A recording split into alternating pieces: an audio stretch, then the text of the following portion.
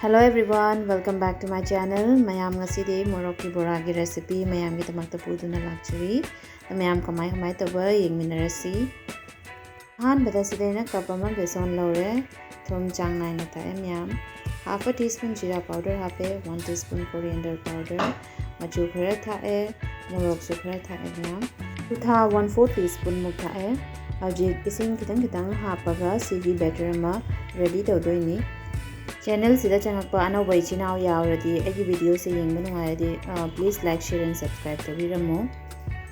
Mayam batter se yamna su nanghanbino aduga yamna su pahanbino.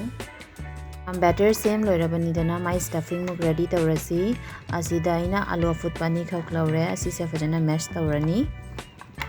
Hawjik sida tilhau se kupna soiraga hapani myam. Fadigom khara su kupna soina hapani. Jeera powder chamas tanghai ama hapani. Dhania powder su chamas tanghai ama hapiram yam. Morok machu khara hapani. Thumna chang nai na tha ani myam hojik. Chaat masala su khara tha ani myam. Hojik lauri ingredients myam se bhajanna mix tawsalani. Hojik stuffing su ready hoire. Sidaina morok se khara laure si morok se morok saadabi morok punyaba.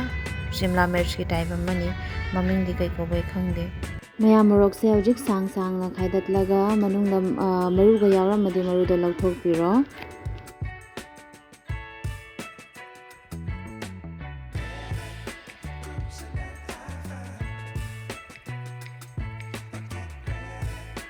mayam hojik stuffing ready tawna thamado maya sida hapchilasi mayam stuffing half tabida chumna morok se akoi beson gi batter duga luppaga ngawba sisu yam hawbani ngasi gisina stuffing tawna hawba bora oire mayam ahan mai sidi ready oire hojik lai horiba morok mayam se susmaina stuffing hapaga punama ready tawrani mayam sida morok mayam se ina punama stuffing hapaga ready tawrore hojik beson gi batter duga lupsalaga ngawrani mayam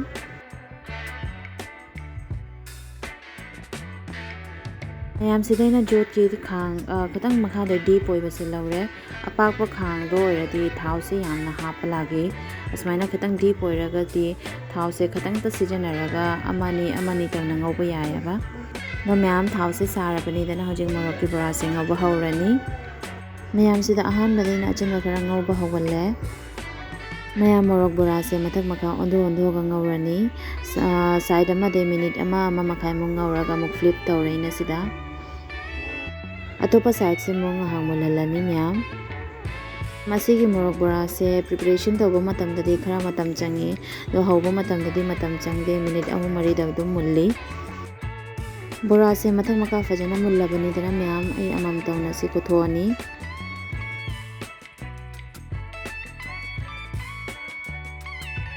mayam same process ta ina mok lam hawba ani khak morok bora da so ngawba hawgala sida